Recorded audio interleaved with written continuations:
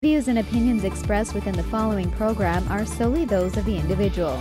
These views and opinions do not necessarily represent those of Shaw TV. Hey Calgary, I'm Kevin Chorney. It's October 17th, and this is Calgary Now.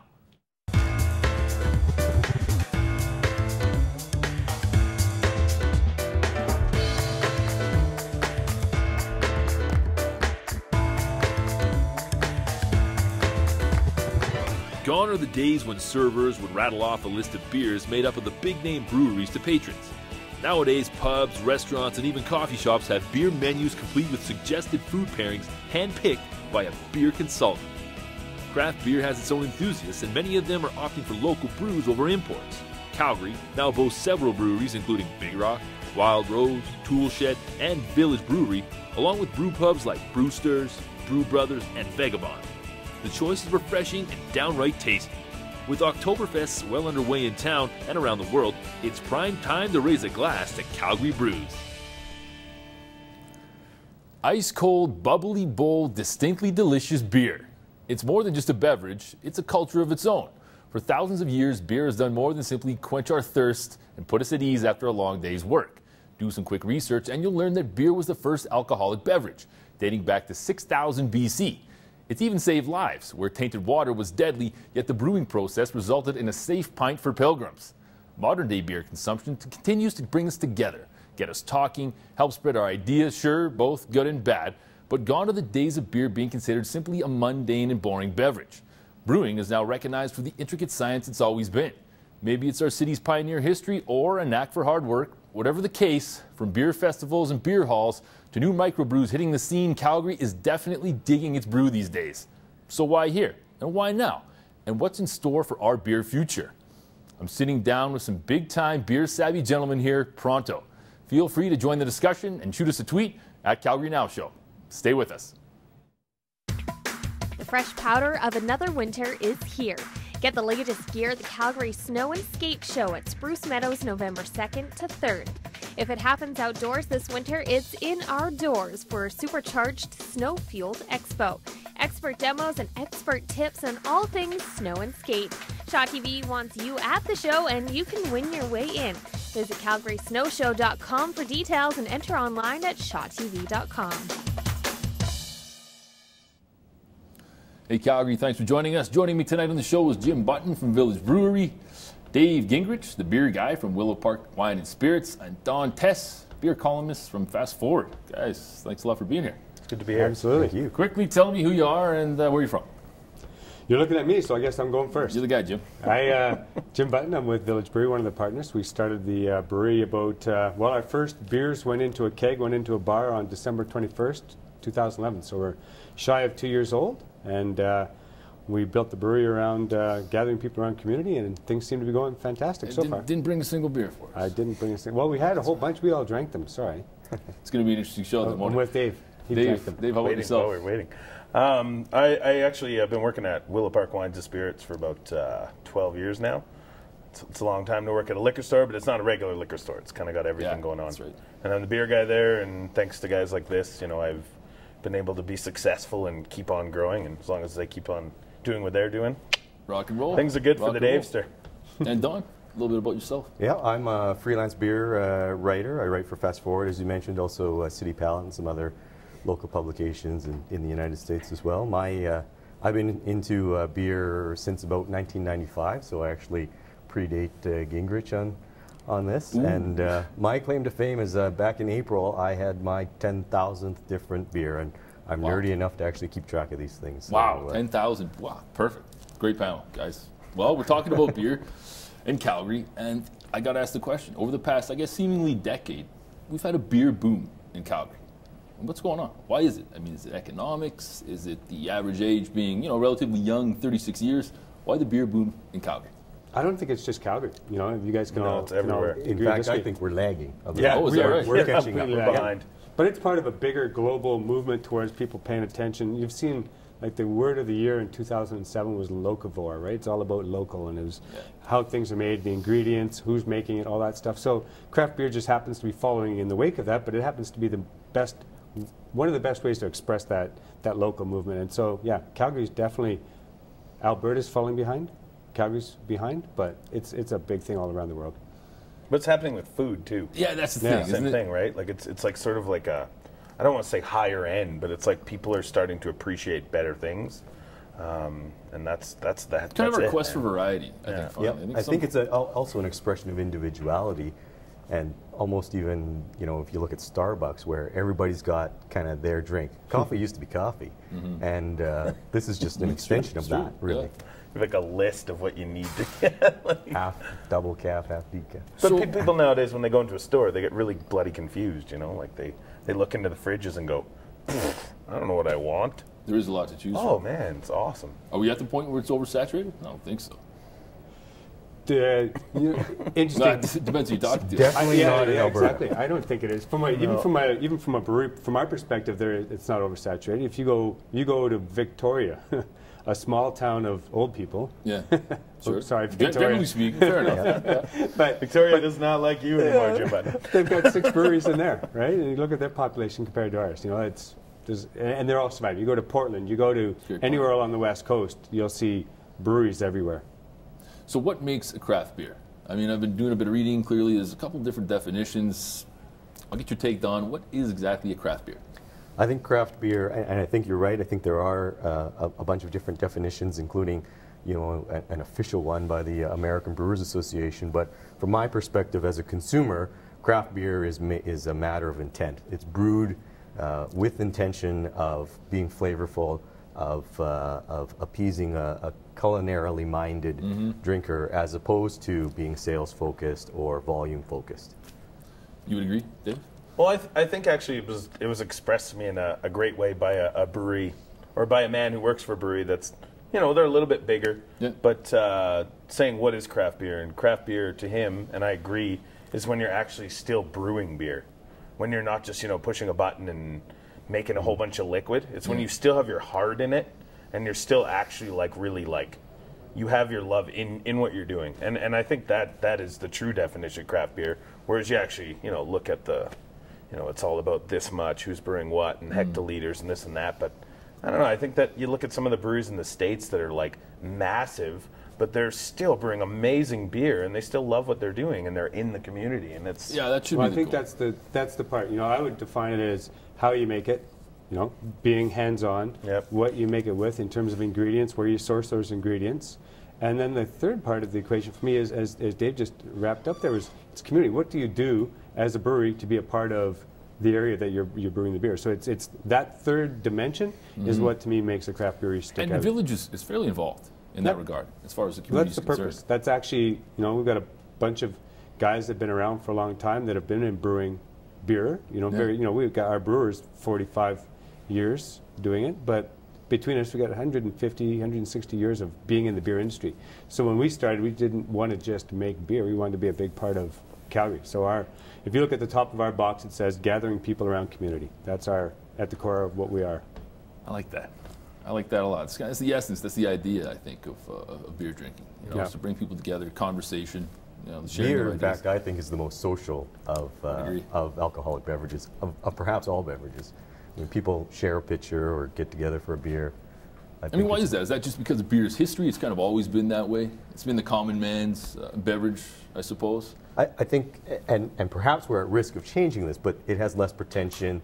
It's just about, it enhances the conversation without having to be the subject matter of the conversation. So, you know, when people get together, and I don't mean to disparage any other beverage, but when people get together for a wine tasting, they're all like, "Oh, this year was so great," and a that's couple all. people feel left out. That's all they talk get about is the wine. Whereas beer, you can just get together, have a beer, and talk about the hockey game or whatever. And you'll talk about the beer a little bit, but it enhances the conversation rather than being the conversation. Yeah, I always like to say, you know, it is everything that comes with beer is about getting together. And if I said to you, "Hey, can you help me move this weekend? I'll buy some beer."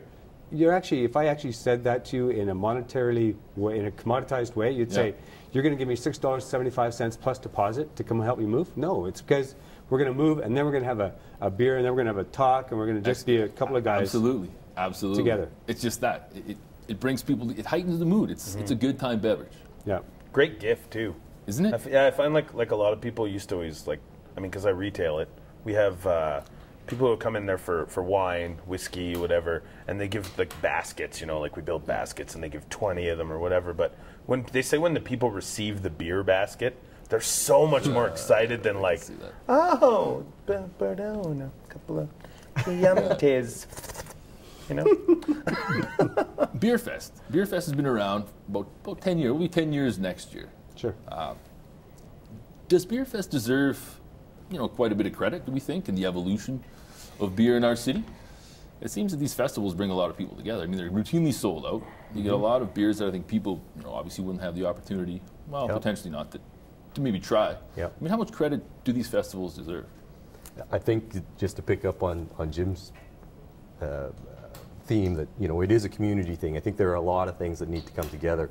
There needs to be good beer. There needs to be a place where you can buy it. That helps the people who are making the good beer. There has to be a place to try it, and the festival obviously does a good job of that. I mean, let's face it, some of these beers are expensive, and Beer Fest does a good job of, well, here's a couple tickets. I get to try a sample without necessarily committing $25 for a 6-pack. But I remember going to it like 9 or 10 years ago, and it was like, I probably can't say it on TV, but it was a show anyway. Gong show, how about that? And it was good time, and the idea was great, but the city was still really young in its beer infancy and like trying to grasp it, and people were still just there to party and get drunk, and that was pretty much the gist of it. But have we ever seen them grow? Exactly. So but I've been to it almost every year and seen how like they've like people actually really care now, and they ask questions, and they're not just sessions. I don't care, I got 9 tickets, give me whatever you got, you know. I mean, it's awesome. And you're right, people do care. They'll make the effort to learn, okay, well, where can I get this beer? Where are you from? Learn a bit about the brewery and those people serving it. So has it evolved then, Jim? Has it gone from the party scene to the more, does it have merit now that maybe it didn't have 10 years ago? My first job in advertising was working for Molson back in I was working for an agency that Molson was my client. And marketing those brands and marketing and seeing what's going on now, and having gone through Big Rock and all the different iterations, it's completely changed. Like, the world has changed in terms of how much they pay attention to beer right now. And for the good. But I will, so, you know, Don touched on something earlier. I want us to be very gentle and careful, and we have to curate how we do this so it doesn't become the way wine has become. Wine has become, I don't drink a lot of wine. So for me to go into a store and look at a shelf, I'm intimidated. I have a hard time trying to decipher between region, grape, variety. All those things are very different. And I don't want beer to become unreachable or unattainable for the average person. So I just hope that all this great conversation leads to continuing what beer has been, and hopefully will. Well, how does that happen? How do we ensure that that doesn't happen with beer? It's kind of a tall order, frankly, isn't it? Yeah, I mean, if we had the answers for that, right, then it would we'd be pretty confident that beer's always going to be at this level perfect and getting better, right? I think I'll get a question all the time, and people will want to disparage breweries for whatever reasons, and I'll be quick to defend any brewery, and I'll say that's a great beer. There's a lot of people like it. Probably 90% of the people in this country will drink from those 2 breweries. Why would you disparage them? Because they are making great beer. It's just not the beer for you. And so the less we disparage other products, the more likely we are to continue saying beer is good. More community spirit. Yeah, I like it. It is. It's when everybody works together to build it, right? Like everything else. The way we're going to take a quick break here, folks. We'll be back right after this.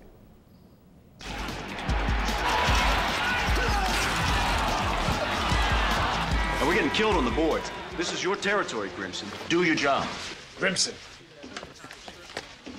Hello? Oh, hi, honey. Ow? All right. The itsy bitsy spider climbed up the water spout. Down came the rain. I love you too, sweetheart. Love. Pass it on from the Foundation for a Better Life. In Alberta, we see all kinds of weather. Rain, snow, heat, severe weather. AMA's Weather on Shaw takes you from around the world to across the country to down the street, bringing you the weather information you need to plan your day. AMA's Weather on Shaw gives you the inside information on the outside world. Hi, I'm Cynthia Charles with AMA, inviting you to watch AMA's Weather on Shaw, and it's only on Shaw TV. Welcome back. Now, Jim, I'm going to ask you flat out. You know, you're from Village. It's beautiful. I love them all. Village Blonde, it's fantastic. But why is it that I'm paying more? And I think everybody would like, you know, I'm sure it's an honest answer. I'm sure it's a realistic answer. But why is it that people are paying more for a microbrew than they would be, say, a national brand? No, that's an easy question. Yeah. You know, it's our brewer, our brewmaster, Larry, he's brewed for 45 years. He's brewed across the country at large and medium-sized breweries. Yep. He says, without a doubt, this is the most expensive beer he's ever made in his life. He's got small volumes, so our purchasing power is nil. Yeah. The ingredients we buy are the most expensive ingredients we can buy. He came out of retirement to do this, and he did it because he wanted to be able to be back crafting things. So the most expensive ingredients, the most expensive volume purchasing capacity, and from a positioning perspective, it's a premium product. So you want to position yourself appropriately. It's all about good ingredients. And it's not a beer that you're just going to go off and chug 12 of them and you're enjoying the flavor. Depending, you'd hope not, but yeah. It's not easy though for microbreweries in Alberta, is it? It seems that laws are more geared towards bigger breweries. Can you talk a little bit about the challenges of running a brewery? Smaller brewery? Yeah.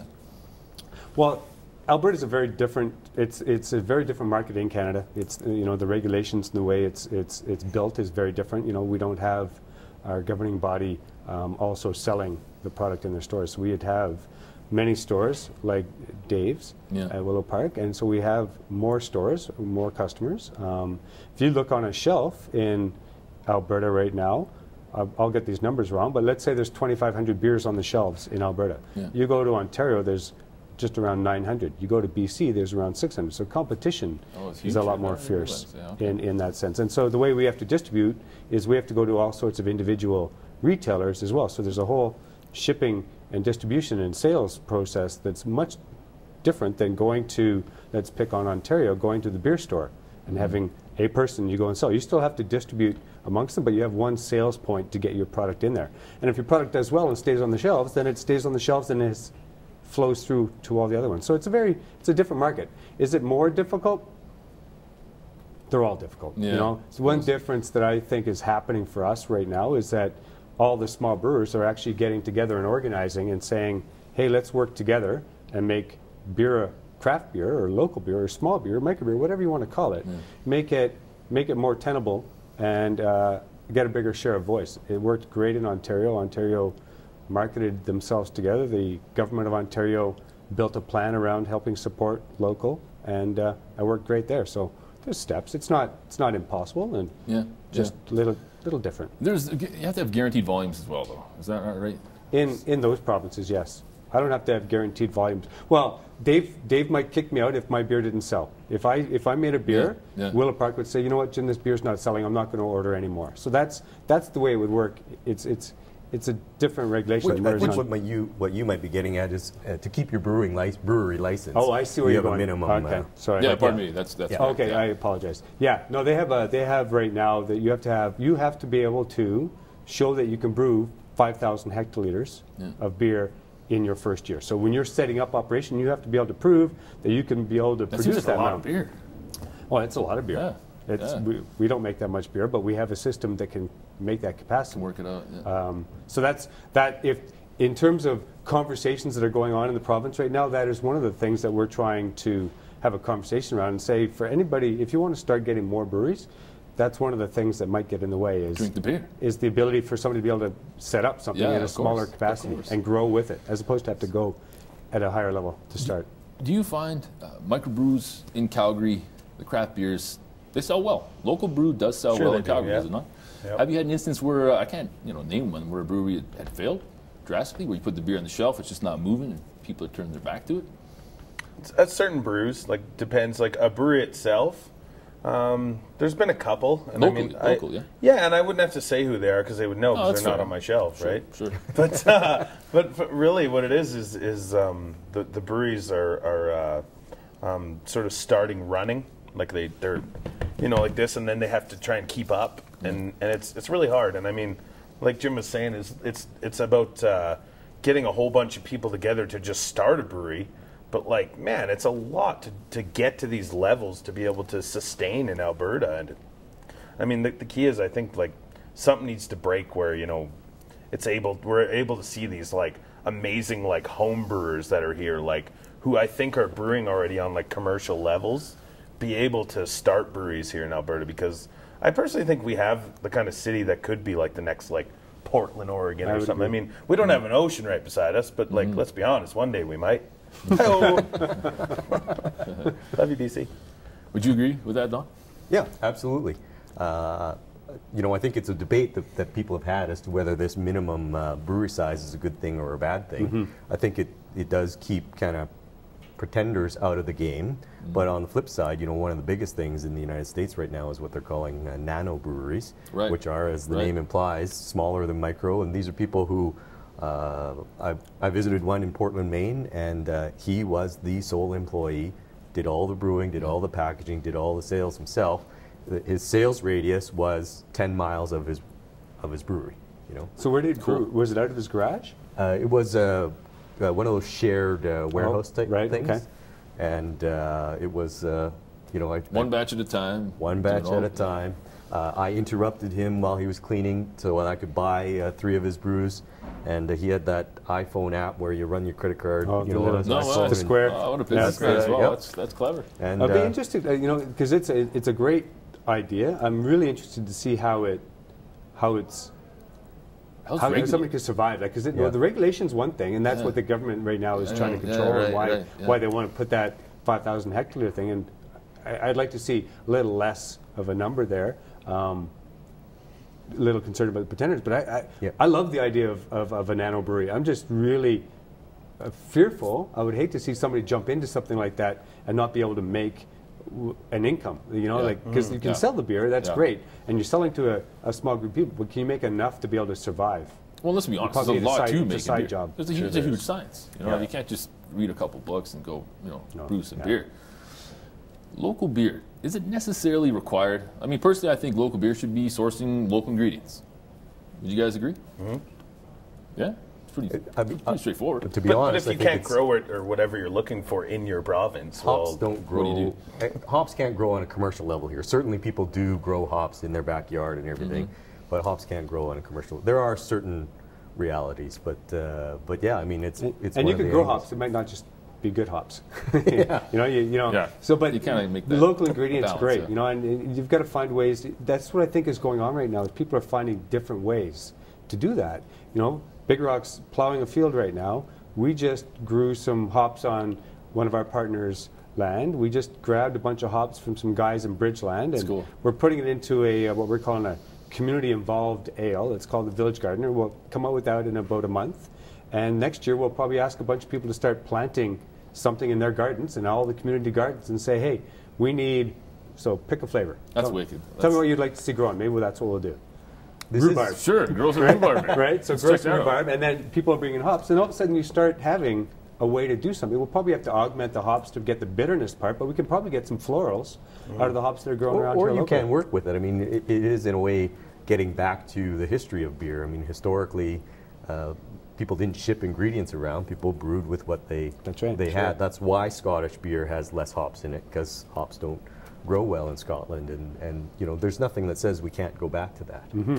What's really cool here too is our farming industry, like with all the barley, and how much is actually like outsourcing to like craft breweries in the States and across the, well, mostly around the States. And you don't really want to be shipping your barley all around the world. It's all about fresh ingredients. Yeah, you know what I mean? Sure. But some of them coming up here and literally spending the time to like tour around with, you know, the farmers and learn, you know, what these guys do to make their grain so amazing and why they should be investing in it. And then going full tilt and going like, we want this Alberta grain, and like putting that much effort in your brewery really says like how amazing it is, right? And like, it definitely translates to good beer and that relationship. It translates to the customer and the brewery as well. And the irony about all that is, you know, we talk about how as a province we have the least amount of breweries per capita, and yet we've got the best water, we've got the best barley, we've got the best wheat, we've got the best opportunity. We've got lots going for us, let's be honest. Folks, we're going to jump to a quick break here. We'll be right back.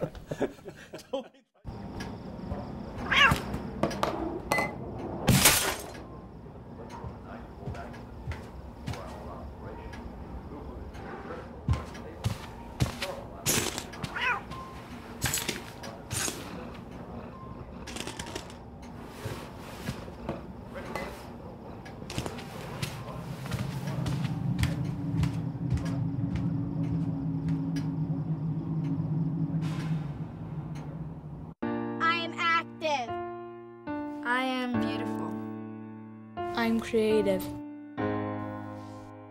I am determined. I am energetic. I am focused. I am goofy. I am hungry. Close to 900,000 Canadians turn to food banks each month. 1/3 of them are children. These food banks turn to us, Food Banks Canada, for our nation's hungry. Okay, guys, beer halls. I mean, we've had this fad the past, I don't know, maybe handful of years. Beer halls are cropping up around town. Is this a fad, or is it something that we think is going to stick around? Beer halls, Don, what do you think? Personally, I think they're here to stay. Yeah. I think I think they are in Calgary. They're largely modeled on a successful model in the United States, and as we mentioned earlier, I think Calgary is just catching up. And so if you look at the United States, they've certainly lasted a long time there, and they serve a fantastic purpose, almost like the beer festival where people can go in and try something new. And definitely a different fantastic atmosphere, no question about it. I don't know if I kind of lean more towards, I like the idea of a brew pub, maybe a bit more. We got a few of those in Calgary as well, but beer halls, I mean, are they making a statement here in Calgary?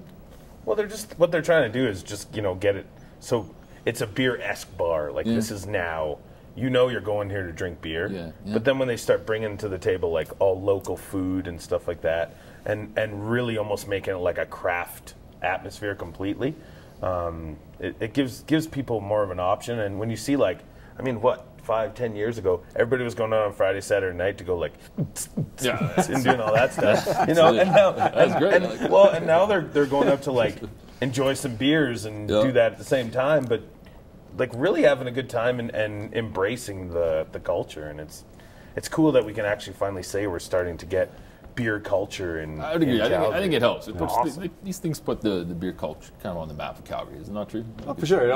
It's all part of the same bigger ecosystem of and I'll use my own lens and framework, but a beer hall slows things down, and you end up having conversations with people.